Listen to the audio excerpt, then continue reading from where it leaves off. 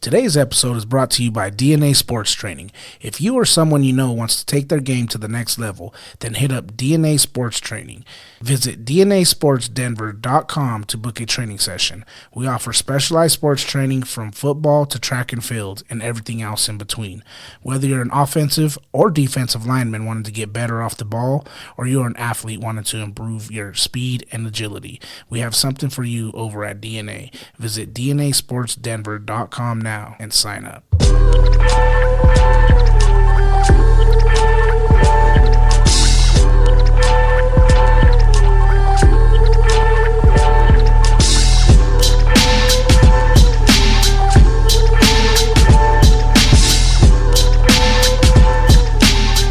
Yeah.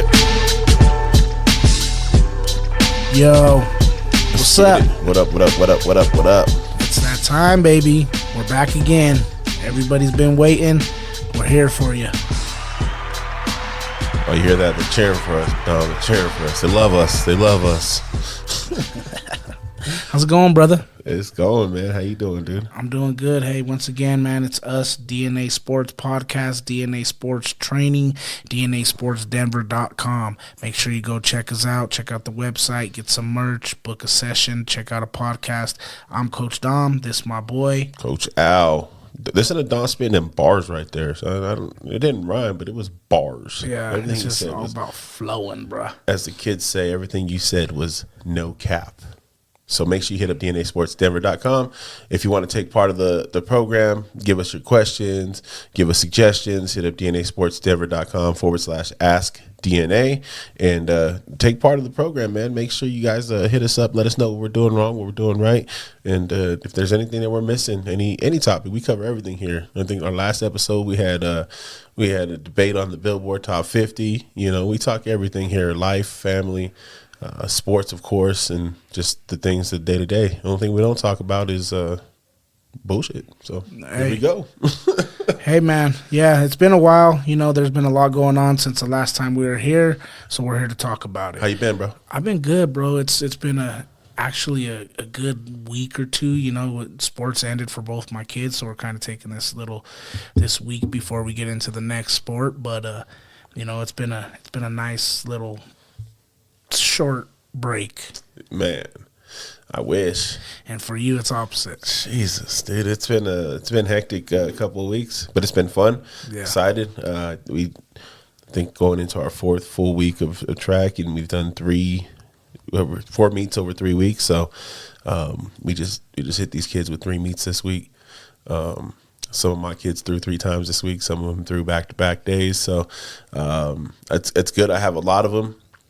But some of my guys competed, some of my girls competed, and I'm super excited for what they did. And just going back to the start of the season, man, we've had a real great start to it. So looking to get into already almost through March. We're almost out of winter and into spring officially. So with that comes the push for state in April and into May. So just excited, man. It's been a lot of work. It's kind of reinvigorated me a little bit, man. Got me a little juiced up and got the juices going again, man. These kids brought it out of me this year because I was kind of dreading going into the year. And to be honest with you, just like, I don't know, there's that certain element of, all right, we got to go into this season, and I'm not going to be able to do the shit that I want to do, or you know, it's going to take a lot of time. And I think that's the biggest thing is like dealing with the fact that it takes a lot of your time, and you know, being okay with that, and looking at your kids and your wife and shit before you go, and just like, fuck, I'm not going to see you guys until 8:00 tonight. Yeah, but it's something I enjoy doing, and you know, getting out there and working with these kids and seeing the glow on their face when they hit PRs or when they do do something I've been trying to get them to do. It's where the reward's at. So yeah, here we are. And a lot of people don't really understand the sacrifice for the greater reward. You know what I mean? And what it takes to really be successful in life, however, regardless of how you measure success. You know, it takes a lot of sacrifice, time, dedication, time away from family. You know what I mean? Where, you know, people get mad because you're missing events here and there, but it's because you're dedicated to something else. And you know, it's always, you get well, you're putting more time into that than you're doing into this, and you know, and it really just, it's for the greater good. Well, you know what I mean? I mean, obviously, the selfish part of me is like it does wonders for me personally. Like I feel great doing it and appreciate the opportunity to do it. It's a responsibility, you know, in one sense, and then also, man, like it's also making that commitment to the kids, right? Because you're asking them to make a 3-month, 4-month commitment with the season and to do what you're asking them to do. And so it's kind of coming through on your end for that commitment and making sure you're there and making sure you're accountable so that they have no excuses. And we've done that this year, man. I think one thing I shared with them yesterday, I sent them a little message yesterday, the whole team just, you know, echoing head coach's feelings about the whole deal and about the week, and it was like, hey, you know what, man, y'all did everything we asked you to, you know, so without some gripe, but there was no excuses that were accepted. You know, we didn't accept any, you know, shortcomings or I can't do that because of this. Like, this is what's going on, and for the most part, they rose to the occasion. So it's very exciting this week. Yeah, man, and that's great. And for all you young athletes out there too, it goes with being an athlete too, right? You have to sacrifice some of the things that you don't want to give up in order to reach your goals in life. And we got a mailbag question a little bit later to where we'll dive more into that. But you know, if you want to be successful, sometimes you got to give up the things that you normally do in order to reach the level of success that you're trying to accomplish. Well, what do you think back to some of the famous quotes? You know, without sacrifice, there's no success. Without sacrifice, there's no victory. You know, it always comes down to what are you willing to give up, or what are you willing to do to get yourself to where you got a legitimate shot. And sometimes that's not kicking with your homies on the weekend. Sometimes that's not smoking weed and drinking liquor in high school. Yeah, you know, sometimes it's a number of things, and you got to ask yourself, what do you value more? Do you value this opportunity to possibly maybe take your sport to the next level and go to college with it, or are you valuing hanging out with your buddies right now doing, you know, God knows what? So you've got to really ask yourself, what do you value more and what do you want to do? Yeah, that's for sure. Hey, man, so you know what else has been going on lately? March Madness. You know, March Madness is going on right now. There's some crazy things going on, some big upsets, you know, some historic upsets. You know, Purdue, number 1 Purdue, dropping to 16 seed in Fairleigh Dixon. Yeah. You know, so that was a big upset. Kansas dropped to Arkansas in the second round. They're out of it. And Kansas had like Bill Self has been going through like health issues and stuff, so he wasn't even coaching them, and so you wonder how much of that had effect on it. But it feels like to me these last like 4 or 5 years with the NCAA tournament, it's just gotten even crazier. There's more parity. Maybe the transfer portal's a lot to do with that. Yeah. You know, kids getting a chance. I forget what school he was at. I think it was the FDU that beat Purdue. There was a kid there, and if I'm mistaken, I'm sorry, but there was a kid there that was he has like the NCAA record for Division II scoring. Yeah. And then he transferred, a graduate transfer or whatever, transferred to FDU and is in the NCAA tournament and making it through the next round. So it's pretty wild, man. Like Princeton's going to the Sweet 16, and they've never done that in their existence. So it's crazy. The teams that got bounced, like Arizona was a team that was like considered pretty strong for it. And then you got Alabama, who's like the number 1 team for a good chunk of the year, and they've got turmoil going on with their best player, but their best player is probably a top 5 pick. Yeah. And you just mentioned Princeton beating Arizona. That's another 15 seed beat in number 2. And then we got to talk about the ladies. We got to talk about CU, man. Yeah. CU's in it. You know, they're moving on to the next round, and hopefully they continue to push forward and they make some noise in the women's bracket as well. So March Madness is going down right now. March Madness also just went down. You know, you had the NCAA tournament for wrestling, and that was amazing. You know, what Penn State was able to do on the mat was remarkable. As a team, you know, Ohio State had some good things happening.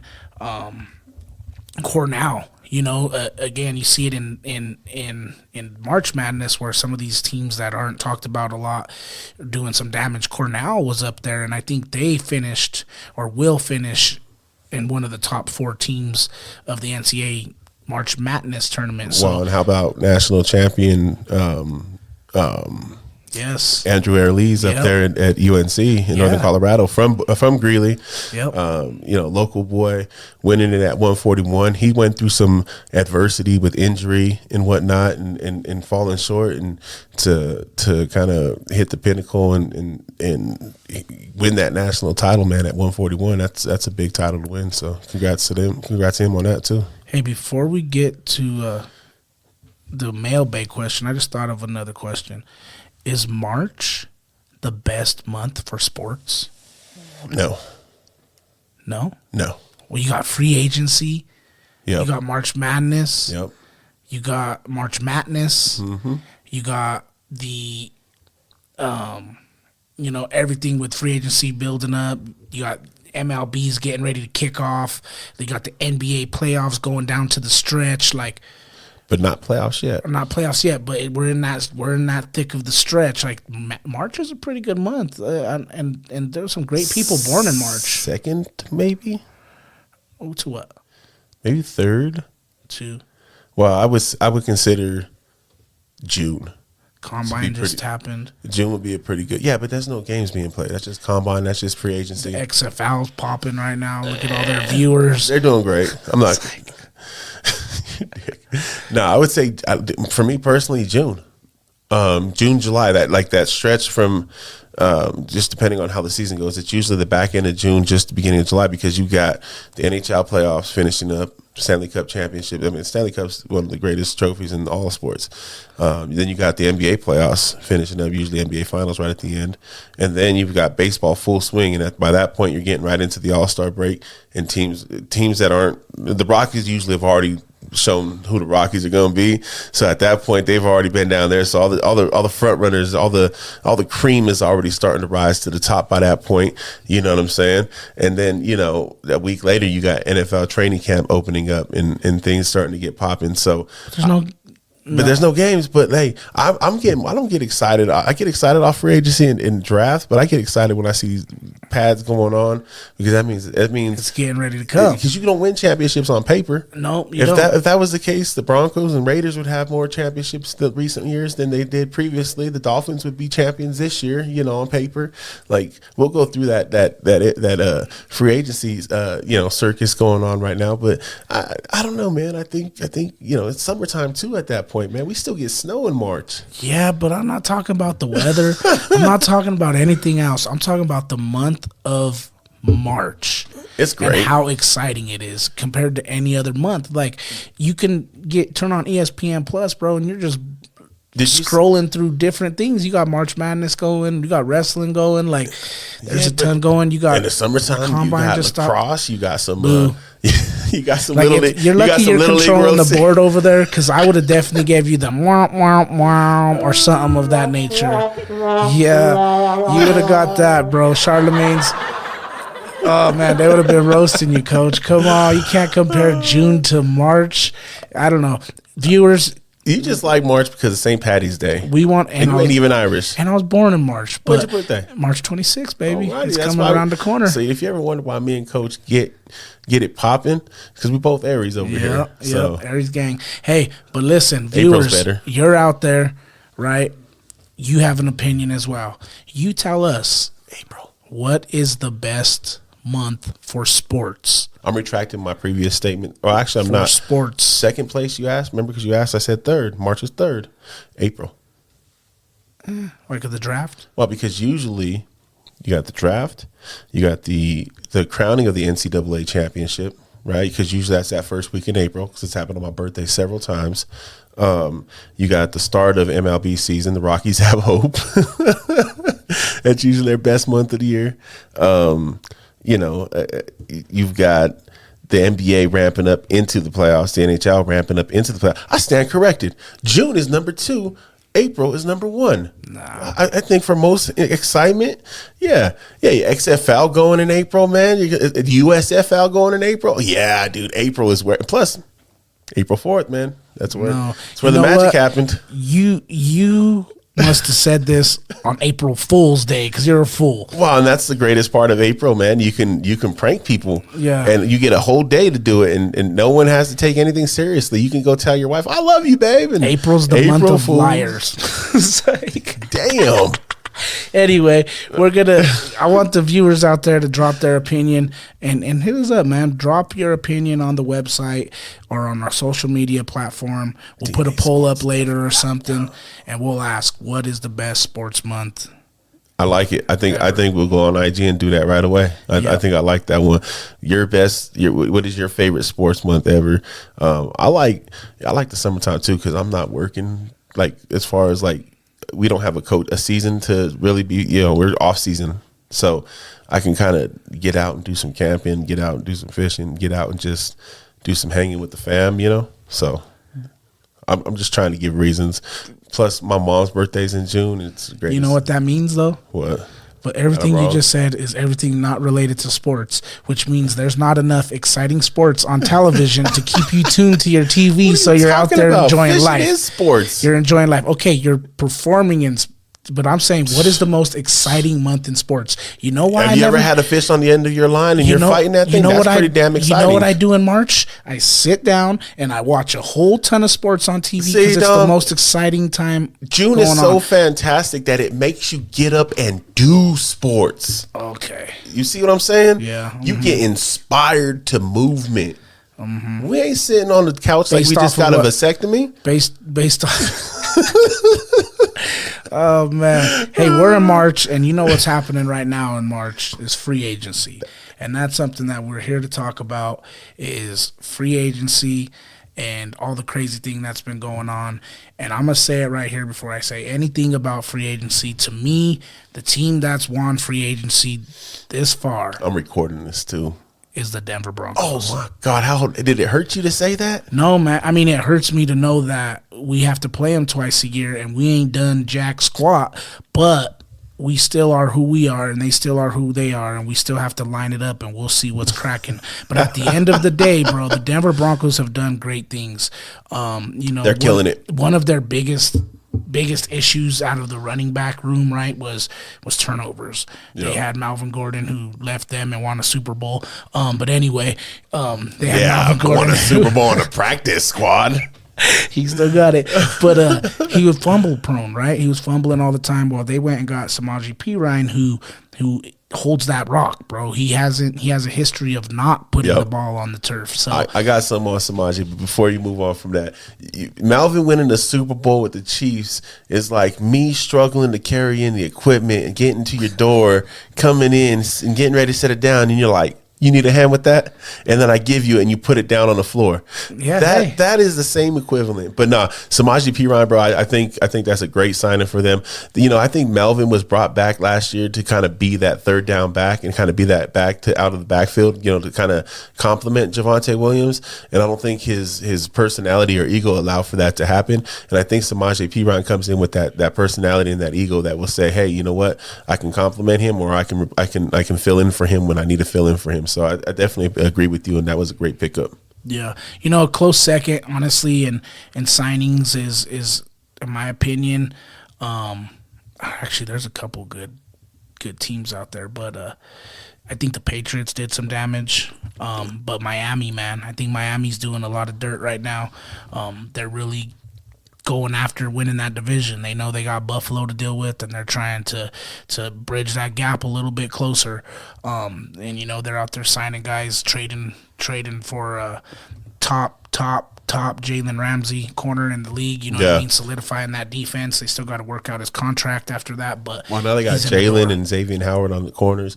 The only thing I'll be skeptical about is getting to the quarterback, because I don't care who you have out there on the edge. If you can't get to the quarterback and them guys got to cover for 5 seconds, it doesn't matter. You know what I mean? Like, if they can get to the quarterback now with Ingram and Chubb, dude, now you're talking. Now you're talking about being disruptive and doing some things.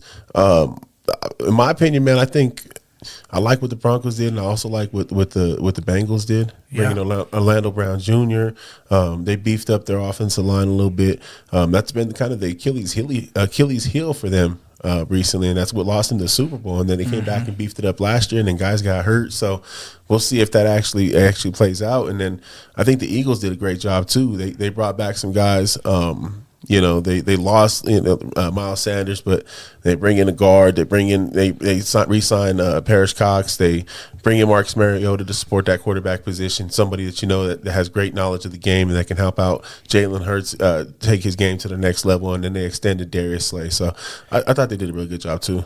Yeah, you know what I like about the Mariota signing too is it gives your offense the opportunity to stay the same in case of injury, right?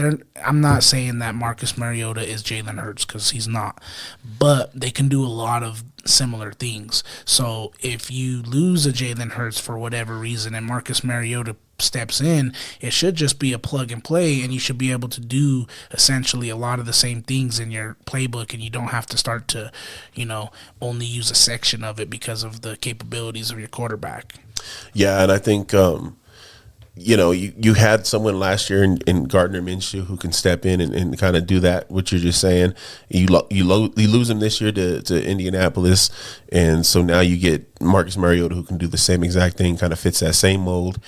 Maybe he doesn't inspire as much as Gardner Minshew would, but at the same time, you're not going to have to worry so much if he can come in and lead your offense on a couple of games if Jalen goes down, or like you've seen this year.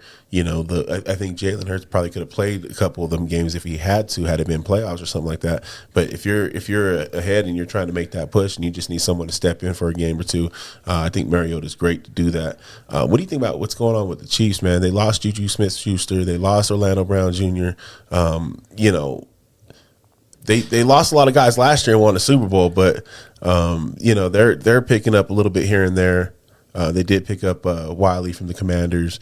They did pick up Taylor from the Jaguars. So, I mean, they kind of revamped their offensive line, too, on the edges, and then added some depth inside. What do you think? Yeah, no, I think the Chiefs showed last year that it doesn't, their next man up mentality. They're going to play with who they have, and the job of their star players is to play good enough to make everybody around them good, and they've all bought into that. Yeah. So I think the Chiefs are still going to be the top dog in the West. They're still going to be the person to knock off the mountain. We got to dethrone them. But, the more and more you see this happening to Super Bowl teams, to where they win the Super Bowl and then they start to get plucked, or they're in the Super Bowl and they start to get plucked. So, yeah, you got a good team, you're going to get plucked for sure. Yeah, so, I think it's kind of bound to happen. I'm interested to see what happens in New York. With the Jets. Yeah, like right now, bro, they're in this Aaron Rodgers limbo, right? And he gave them his wish list. Right, he said, I need you to go out and sign Odell Beckham, Alan Lazard, Martavius. It was Mercedes Lewis and somebody, and Randall Cobb. Yeah. Right, and so far they signed Alan Lazard. Yeah. Right, I have heard rumors about talks about Odell Beckham and things like that. Well, Beckham's he tried out about a week or two ago. He tried out with like 14 different teams. Yeah, so he's been working, but I'm interested to see how it's going to play out. Are they going to fulfill this wish list while still paying a hefty price for Aaron Rodgers? I'm sorry, you said demand list wrong. Oh yeah, demand list, right? List of demands. List of demands, not a wish list. Did you see what he said on the McAfee podcast after that came out about Adam Schefter to lose his number or whatever? Or something about he told Adam Schefter texted him or something like that, and he's like, lose my number. Because he is sad and salty that news came out. Yeah. You know who else is signing some good people or bulking up a little bit is the Saints. The Saints have been doing some work. Yeah, I mean, they feel they've got their quarterback, in Derek Carr, and we've signed some guys. Jameis Winston is going to be the backup there. They brought in Jamal Williams from Detroit. Jamal Williams is a good pickup. Yeah, Michael Thomas re-signed. So he restructured his deal so they have a little more flexibility with some things. And they're not in a competitive division. No, I was just going to say that division's an easy turnaround. I mean, look at the Panthers. Yeah, well, and you look at Tampa Bay, their quarterback going into this year, as of right now, looks like it's going to be Baker Mayfield. So who knows what's going to happen there? You know what I mean? Like, but I mentioned the Panthers. They moved up to the number one pick. Yeah, they gave all that haul away to the Bears to move up to the first pick. So you know they're going quarterback in that first pick. But who? I don't know. Who is the question? Probably Bryce Young or C.J. Stroud, to be honest with you. I heard they're really big on Anthony Richardson too. So and he had a big combine too. Like he flexed at the combine, something crazy. He did. I do think, unfortunately, I don't want this to happen because I would hope that somehow they take Richardson, and so that way Bryce Young or C.J. Stroud are available at one of them guys is available at 3, and there's room for draft movement. Right. But I do think they're going to probably take C.J. Stroud. I think he's the best quarterback in this draft, in my opinion. He has everything that you need. He has the intangibles. He has the brains. He has the off-the-field smarts. He's responsible. He says all the right things. That guy is going to be the guy. Well, they brought in Andy Dalton. Mm-hmm. He's your perfect bridge quarterback, right? Start the season, probably get the new guy up on, up to speed, and then transfer it over. You've seen that happen with him over in Chicago with Fields. You've seen that happen in other places too. So I definitely feel like that's a strong possibility. I don't know, man. Like Anthony Richardson has a lot of. He hasn't really done much on tape. He's the definite big, in my opinion, he's the biggest boomer bust candidate. He's like Trey Lance in this year's draft. Like, is he going to be great or is he going to be the next Jamarcus? You know what I mean? Like, what do you think about Bryce Young's stature? You think he's too small? Like in terms of, because he's 190, 193 or something like that? He's pretty light on his feet. He is small. Just cutting 6 feet? He is small. You kind of think of Kyler Murray when you think about him.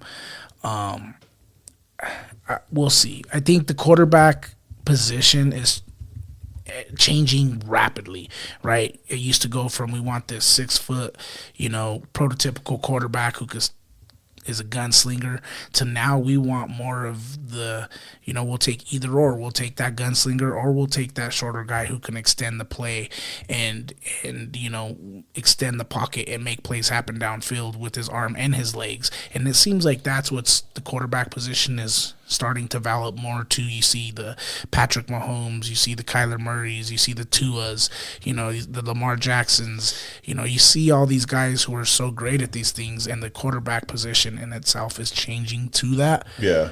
So I think he has that in his favor, but I do think he is a little bit smaller than a lot of those guys I just mentioned. So what you brought up a name there. You brought up Lamar Jackson. Yeah. And he was a non-exclusive franchise tag in Baltimore, which means other teams can negotiate with him, can offer him a contract, sign him to a deal, and then Baltimore would have the option to match that or let him go and get two first round picks. What do you think about no one in the league offering him a contract yet, no one in the league trying to work with him? Do you think it's collusion, or do you think it's the fact that he's asking for $230 million guaranteed, all of it guaranteed, that's keeping them teams from doing that? Well, I think it's a little bit of probably both, right? I think a lot of teams are a little hesitant to pay him that much, being that he has had some injuries. Last 2 seasons, he finished the season injured. Yeah, he hasn't really finished a season without an injury. But I also think there's teams out there that are fearful of the fact that the Ravens have the power in the situation. They can say, we can sit back, let a team offer, and then match or beat that offer. And you know what I mean? Like, so when you have somebody who has like an ace in the hole, essentially, you're afraid to just go out on a limb and offer money because, one, you feel it's going to be too low, that it's going to be matched or beat, or you're going to offer way too much and you're going to end up overpaying. So there's a lot of concern in that realm, I think. But I do think that there's still a possibility Lamar might get moved. You said ace in the hole. I think they have a couple aces in the hole because they also have the fact that they can tell teams, well, let's trade him. Like, you want to sign him, let's trade him. And I know that the non-exclusive kind of messes with that a little bit because they can't just say, nope, we have the rights to him. But, they might be trying to get squeezed a little bit more out of that instead of them 2 first-round picks. But, I think to lose Lamar Jackson for 2 first-round picks because, you guys can't come to an agreement, it's pretty rough. But I also feel like there's like this good old boys network in the NFL. Mm-hmm. And the fact that, come on, we just talked about Carolina not having a quarterback, right? They signed Andy Dalton. You could think about a list of teams right now that can use Lamar Jackson compared to what they have at quarterback right now. There's at least half the league who don't have a real legitimate quarterback. The Indianapolis Colts, and I get these guys are like the Colts. They're positioned to take one in the first round anyway, with where they're drafting at. But there's no guarantee that guy's going to fall to you. Quarterbacks go 1, 2, and 3, and then you're sitting there without your guy. So like, there's all these teams in the league that need a quarterback. The Jets, why hasn't there been a play on him? And I get the asking price is pretty high, but come on, man. Like they gave Rapey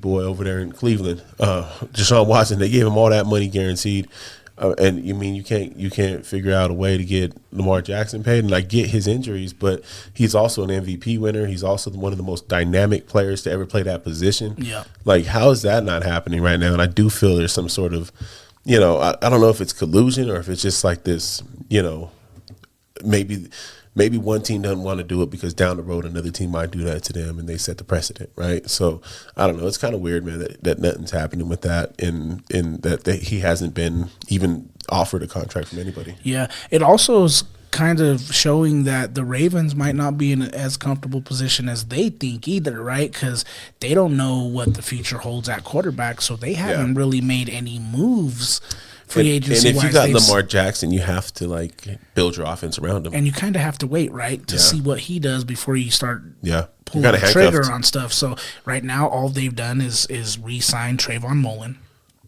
They've re-signed Geno Stone, and they've re-signed Justice Hill.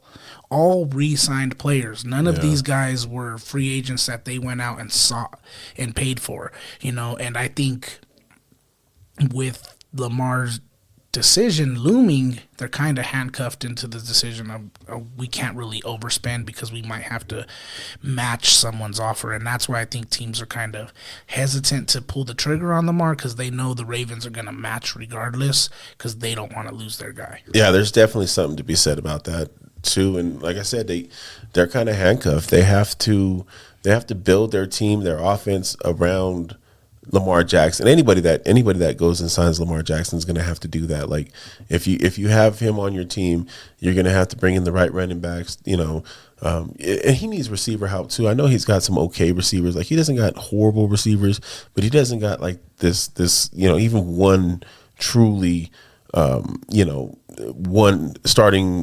receiver. You know what I mean? Like wide receiver one. He doesn't have that over there right now. And I don't know that he really has. He's always had these guys that were kind of like up and coming or had the potential, but just I don't know. In that offense, it's rough, man. And they like you said, they're not doing anything in free agency right now, and I don't know how that affects him if they don't re-sign Lamar, and if he plays for this 1 year on the franchise tag, and then next year what?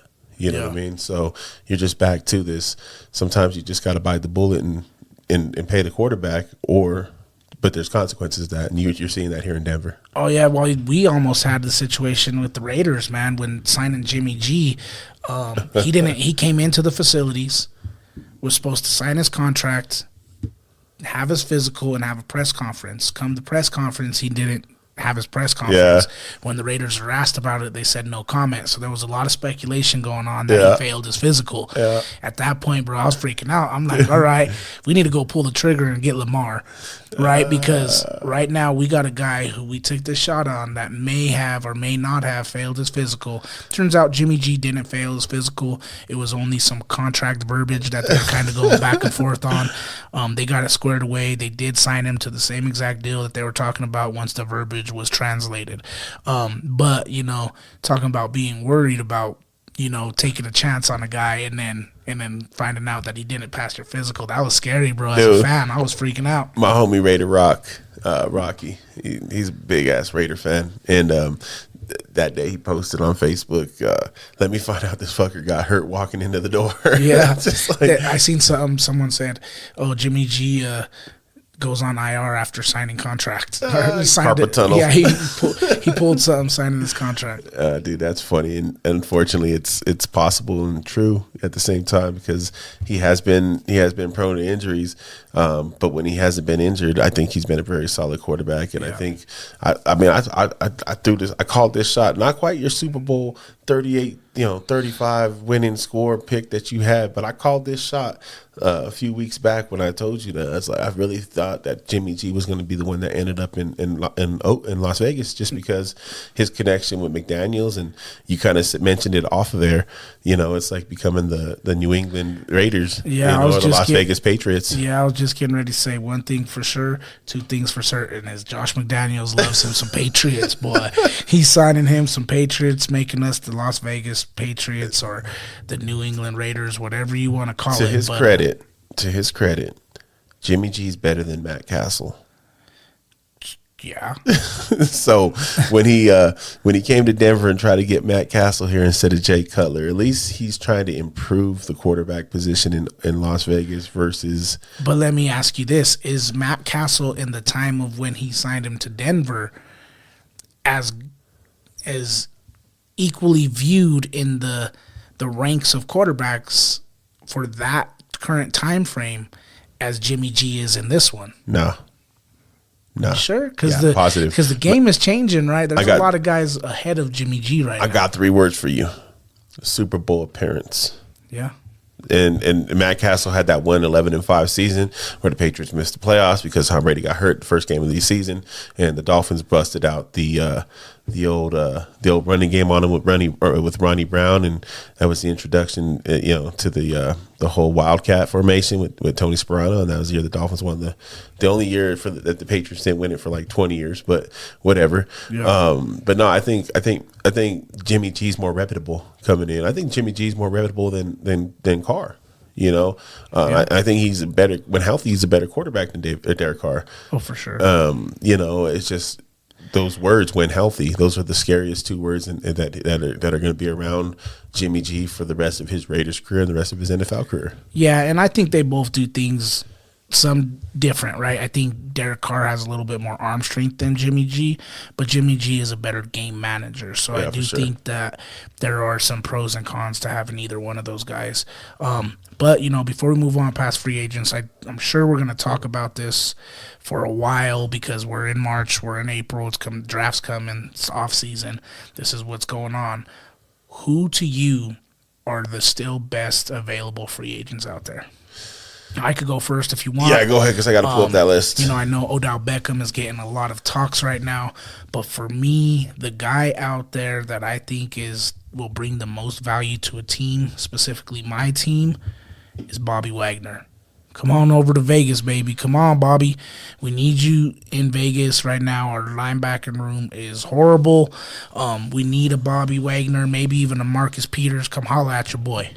Well, there's some really good ones out there still, and there's some that have like some injury question marks in are they up against the end of their career kind of question marks. Yeah. Zeke just got released by the Cowboys. You got Adam Thielen still out there. Yep. Dalton Schultz is still out there. Taylor Lewan still out there. I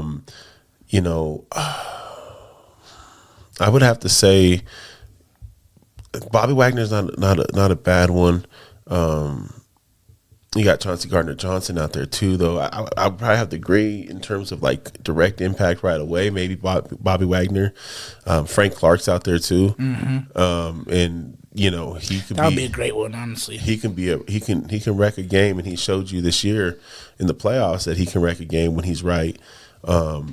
I think either Frank Clark or Bobby Wagner, just because them guys have more direct impact.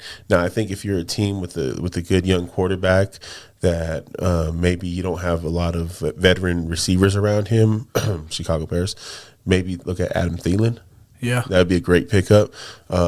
If you need a security blanket for your quarterback, Dalton Schultz has been proven to be a decent tight end and above average tight end for the years that he's played in Dallas, and I think that'd be another good one to pick up. I would jump to Taylor Lewan and be like, that's the dude, but he's got so many injury issues right now over the last few years that I don't know if he's going to be able to.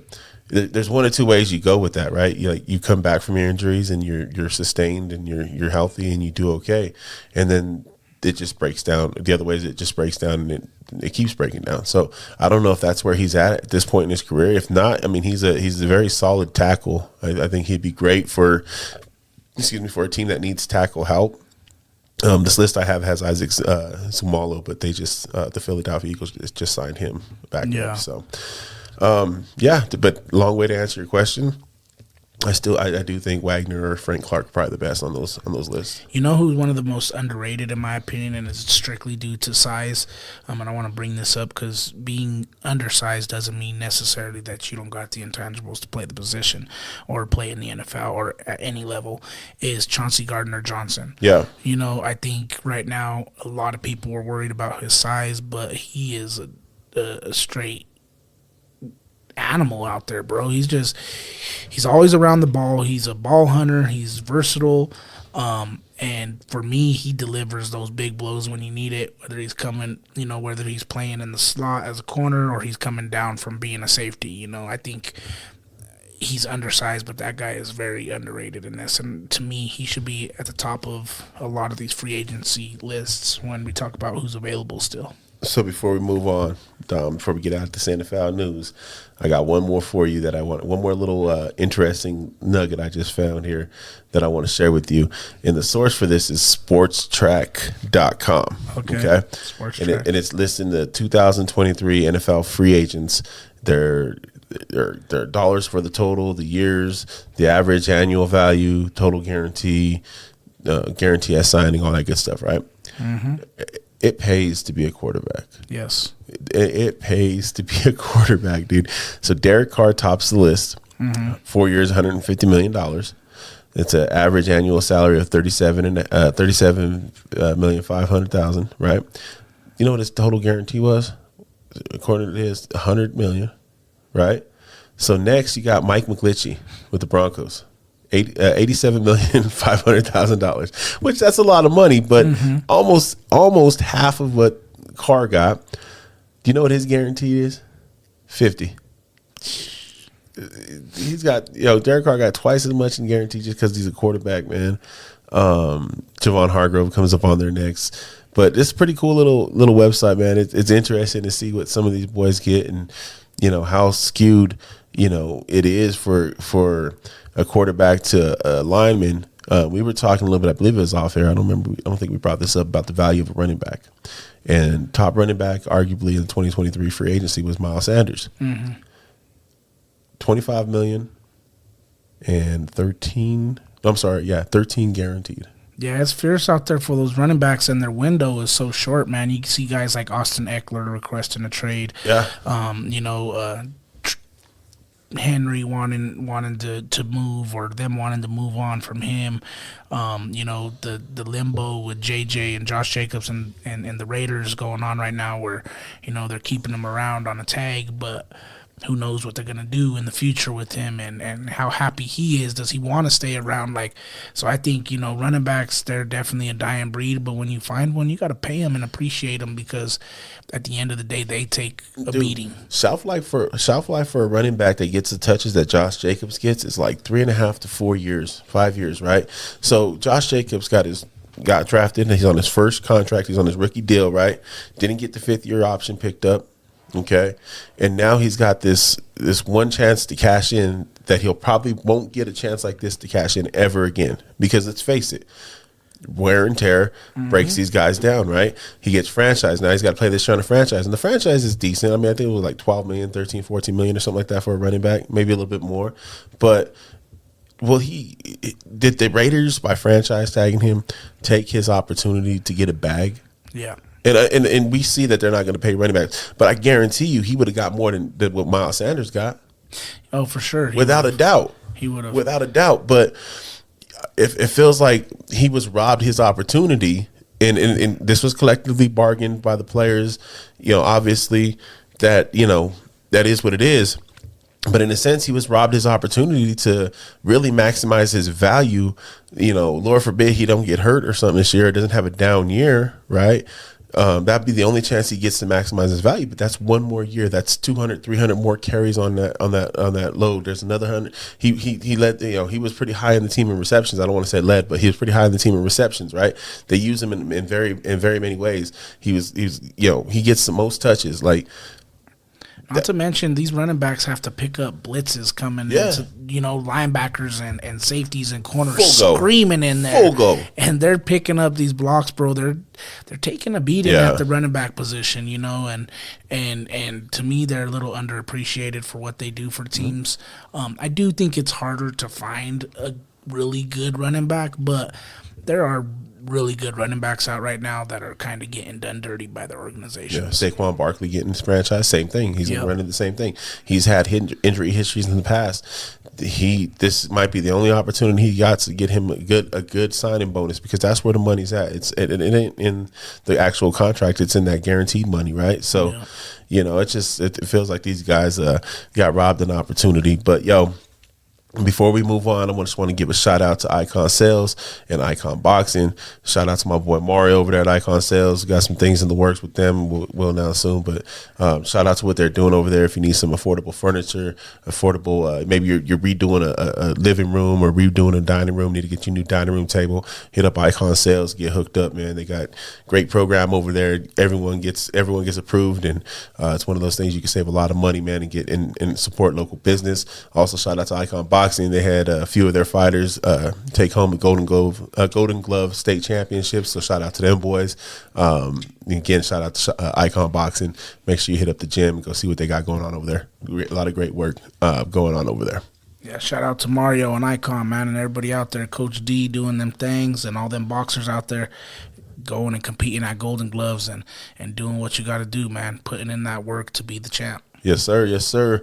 Speaking of putting in that work to be the champ, man, the champs are putting in some work and heating up, and the Nuggets are struggling a little bit, man. We getting into the NBA, for home stretch. I think there's about 15 to 18 games left for every team, probably about close to that 15 range, and our Nuggets losers of 5 of 6. Yeah, not looking too good.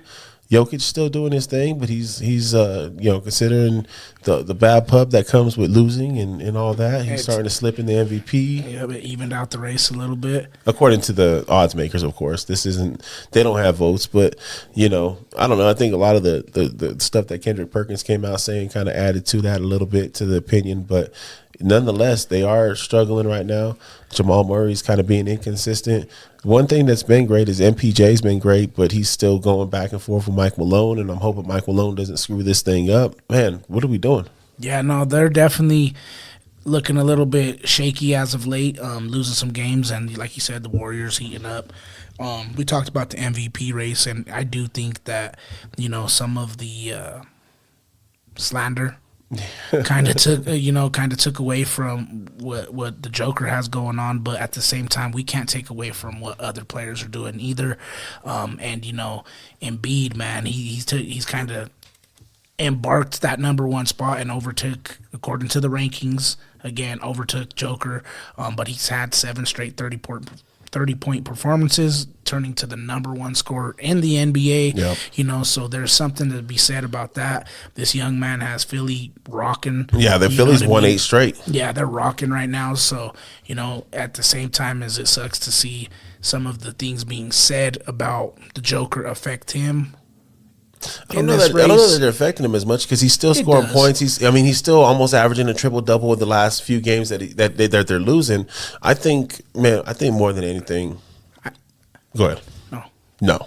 I think for the MVP race, it affects him in the fact that everybody's already has this, is he going to win it again type thing against him. You know what I mean? He already has the odds against him. So when someone says something negative about him, I do think it affects the votes that he could potentially get in. It affects the votes, but I don't think it affects him. I don't think he gives a damn about the MVP. I agree with you 100%. And that's the one thing I appreciate.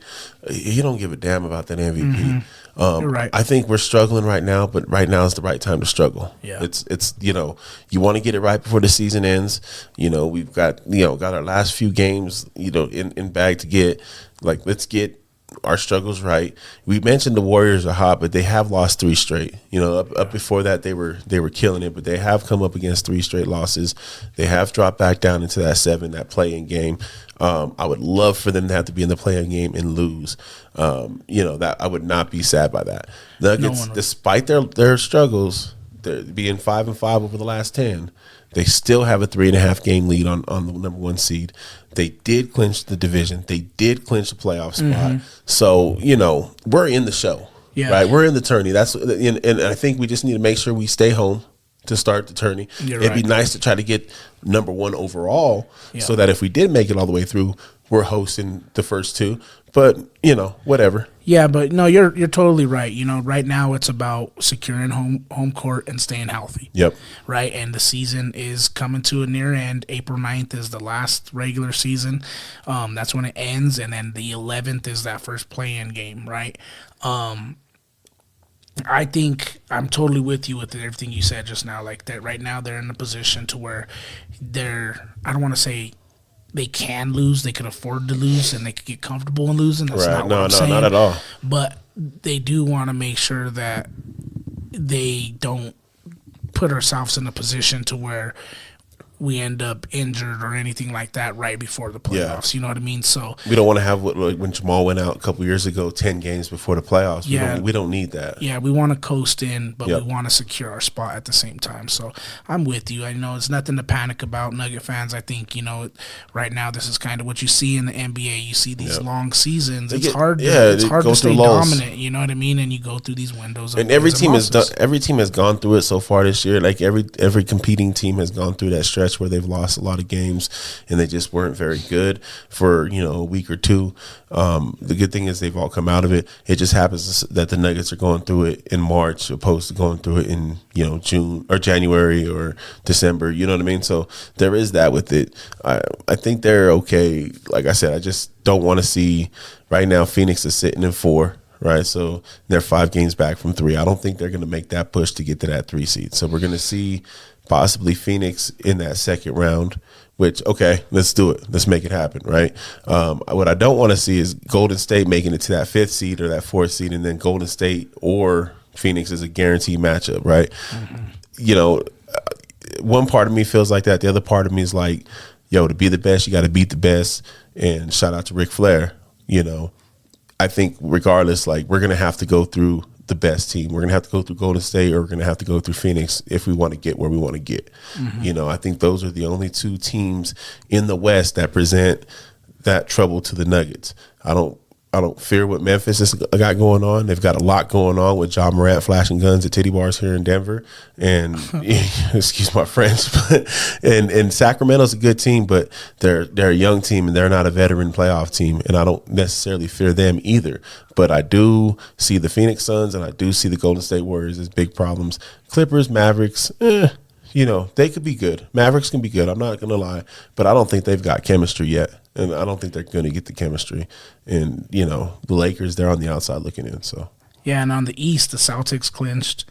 Milwaukee's obviously doing their thing.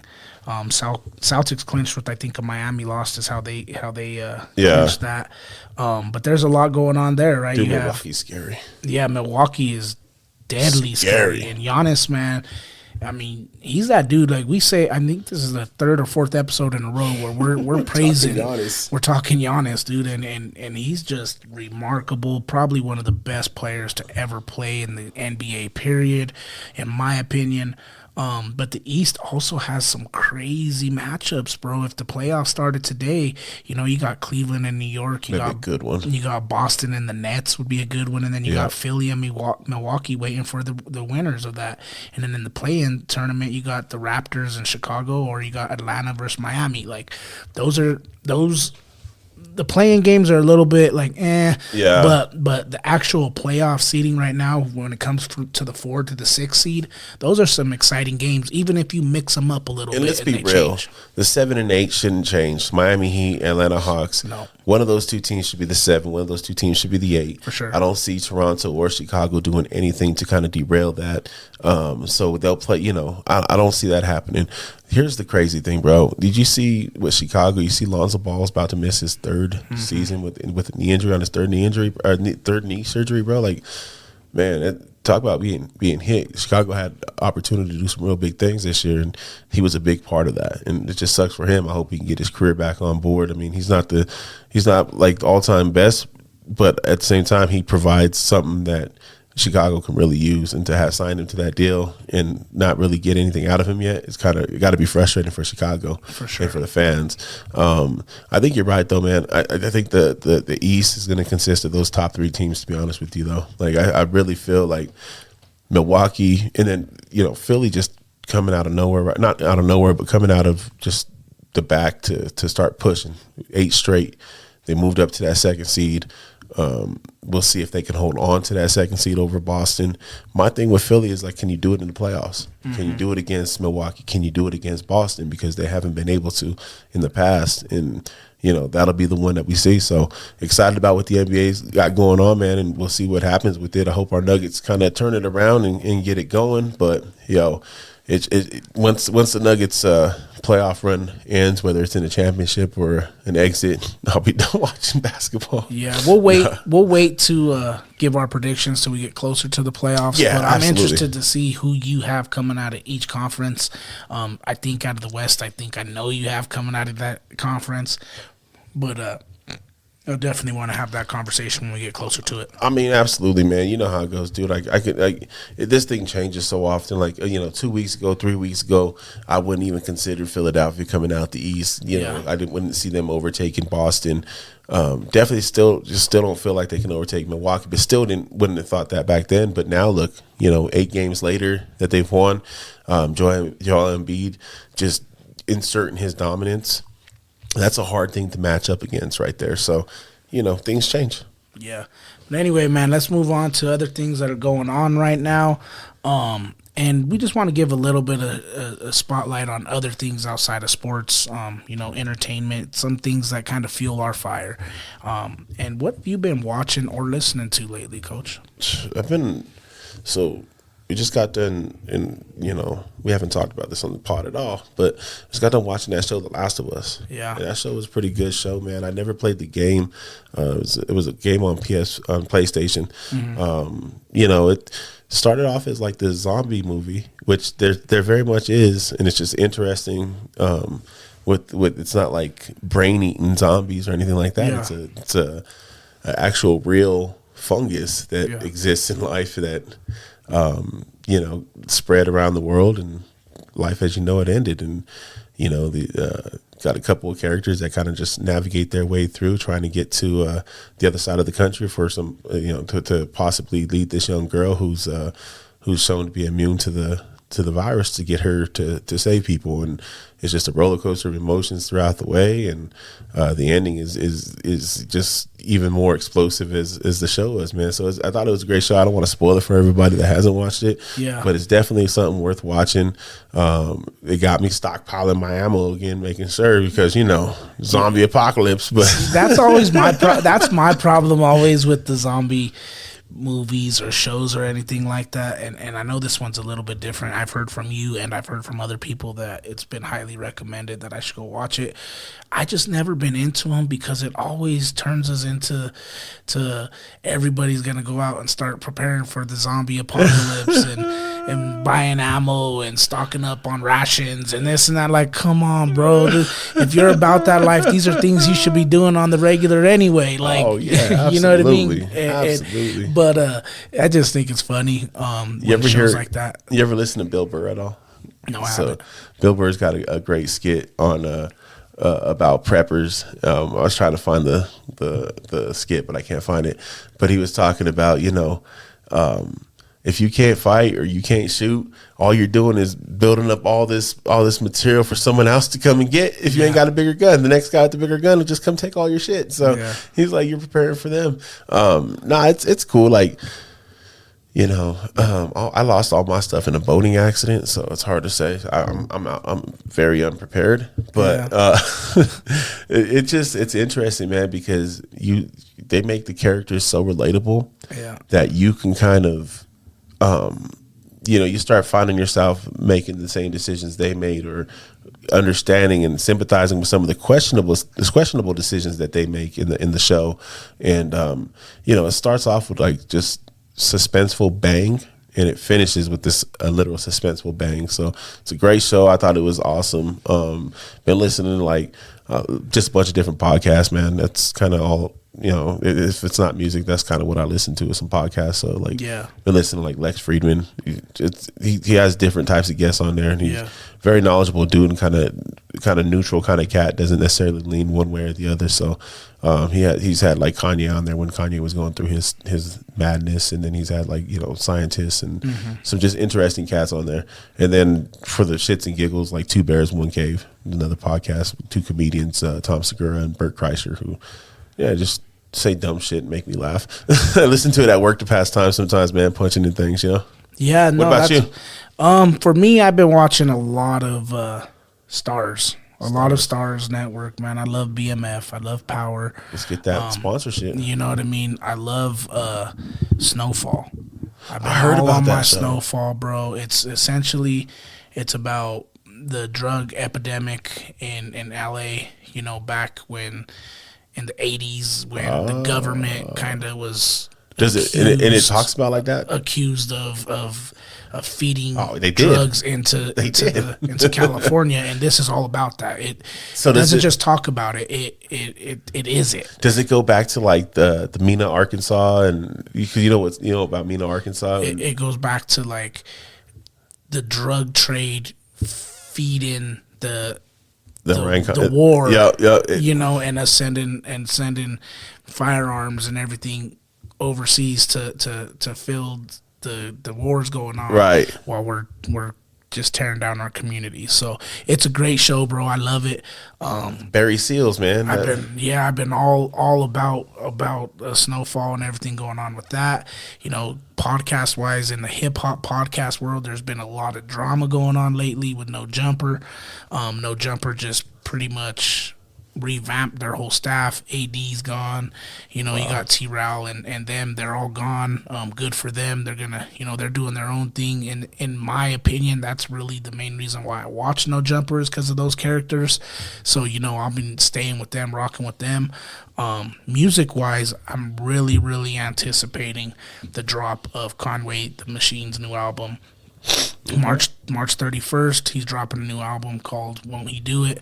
I think, you know, Conway is one of the best lyricists out there. I think he's dope, you know, especially with what, you know, his tone and how he just comes across because of everything he's dealing with in his personal life, you know what I mean? Yeah. And his face and everything like that. So he's raw, bro. I dig him. You can hear the pain in his lyrics, you know what I'm saying? So I'll be definitely anticipating that album when it's dropping. You know, it's funny, after our conversation last episode, man, when we were talking about this Billboard Top 50, I was like, am I missing things, or what am I missing here, you know? And so I went back and started listening to some of these cats, and went on like a binge on just a lot of the cats that were up there that I don't necessarily think they should be there, and then some that I thought were higher. And I come away with it, man. Like, that J. Cole definitely should be higher. Yeah, J. Cole, bro, is slept on. Yeah, bro. I was just bumping some of his music, man, this week, and just going back with it, bro. And I was like, yeah, this brother right here can spit. Like, and he's super lyrical and super on topic in everything he does, man. Like, so, and then I was turning on, we bump our old school, our shit that we grew up with. Yeah. And so I was at the track meet yesterday, and I was like, hey, Scotty, listen to this real quick. You want to hear a lyricist? Listen to this. And I put on some Jada Kiss from him, because we were at Rangeview. That's what I came up, and they had the RR on the disc. That was their logo to say that they waited. And I was like, Rough Riders. And he's like, what is that? And I was like, no. Let me put it up. Listen to this. I don't know if he was impressed, you know, but I was. and that's what I was just going to say. I think hip hop in general, right, rap, whatever you want to call it, I think it should almost essentially start to be split into two different genres, because you got true lyricists and people who listen. Yeah. Who are really truly hearing a song to listen to what you're saying. Yeah. To relate with what you're saying.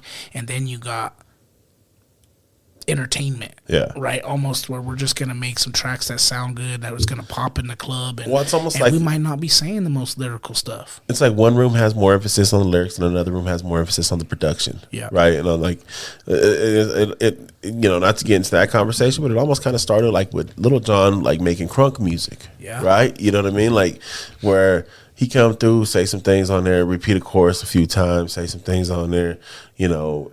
But it was dope and it was nice, and it was just like, yo, I hear people all the time like, I don't care what he says, I just want to vibe to it in the club. Yep. And so there's different strokes for different folks, and you're right. I think I read this book one time called The Gospel of Hip Hop. It was a KRS-One book. Great book, reads like a Bible. It's dope, right? But it talks about hip hop having different rooms. Right. And that's all we got right now. It's just different rooms. We're just different branches of hip hop. Right. It all comes back down to the thing. But you got different branches, and them branches branch out to other branches. So it's like when you see this tree, you see the hip hop tree, and you see all the different branches it has spread out. But when you get back to its core, it's a core 4, right? Core 5 ideas, right? You know, that create it and make it what it is. And it's the entrepreneurism, it's the DJ and the MCing, right? It's the graffiti art, it's the clothing, it's the style, right?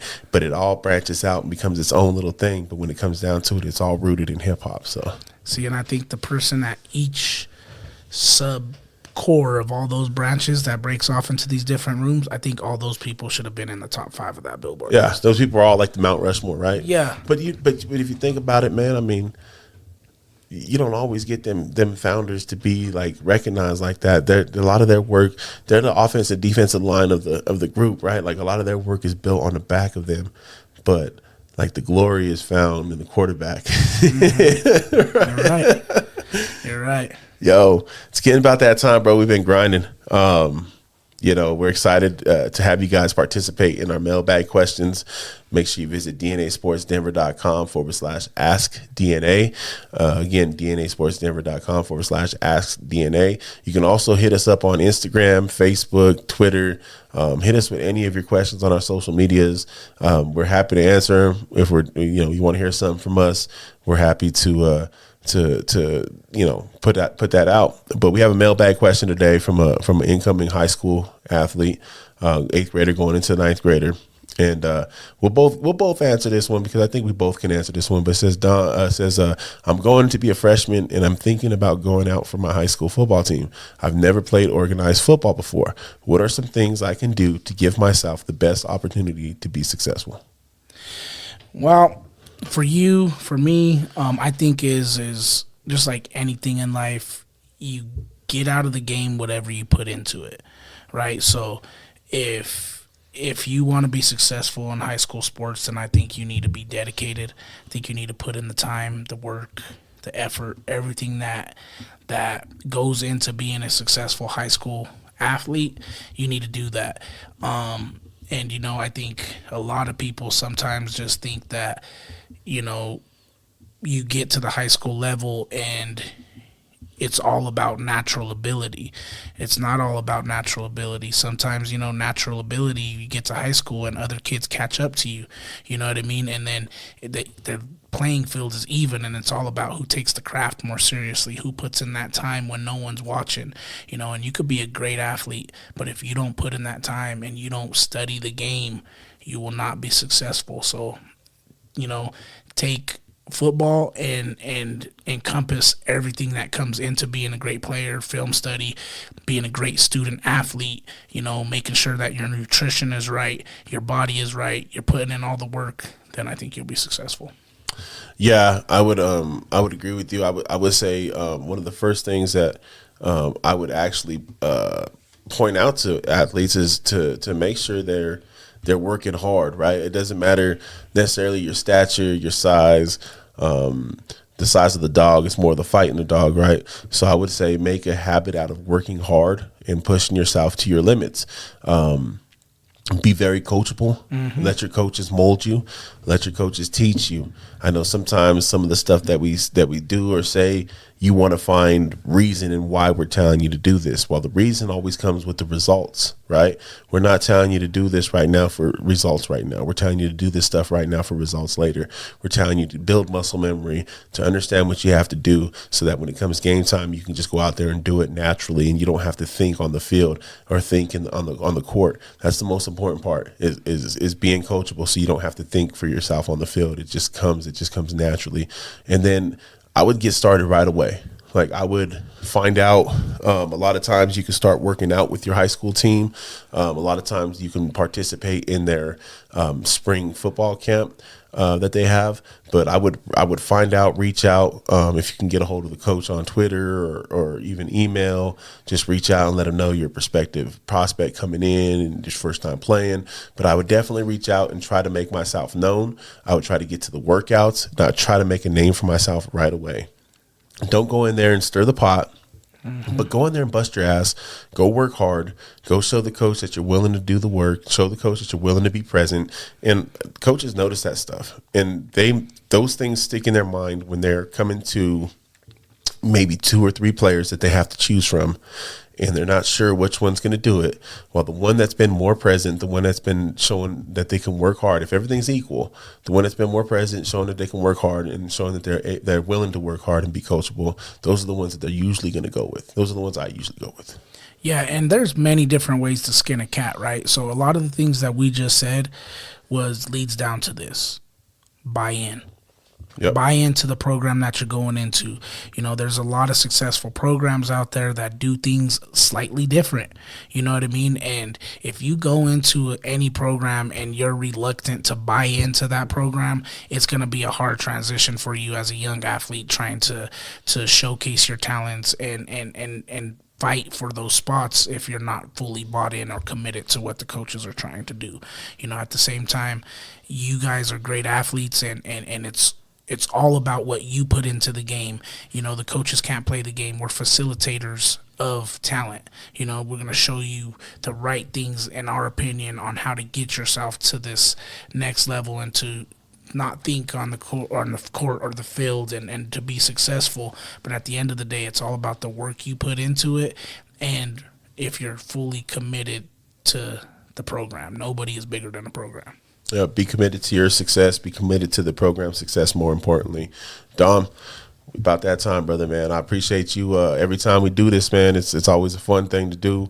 As usual, you guys hit us up on Facebook, hit us up on Instagram, the Twitter, all that stuff works. DNASportsDenver.com. Before we get out of here, we got to give our shots out. Shots out Icon Sales and Boxing, Anytime Flood Restoration, Rebel Promotions, Black Sevens, Janice's Catering, Lash All Beauty, DNA Sports Training. Dom, before we go, you got some shout outs? Hey, man, I just want to shout out all the young athletes out there that are competing, and regardless of what sport you're doing, if you're taking the time to put in the work to be the best athlete that you could possibly be, shout out to you.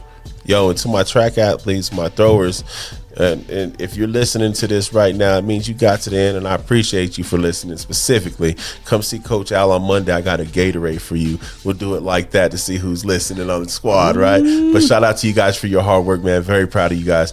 Dom, as usual, man, we'll get this in again. Until then, that's when. Hit us up. DNA Sports Training, DNASportsDenver.com.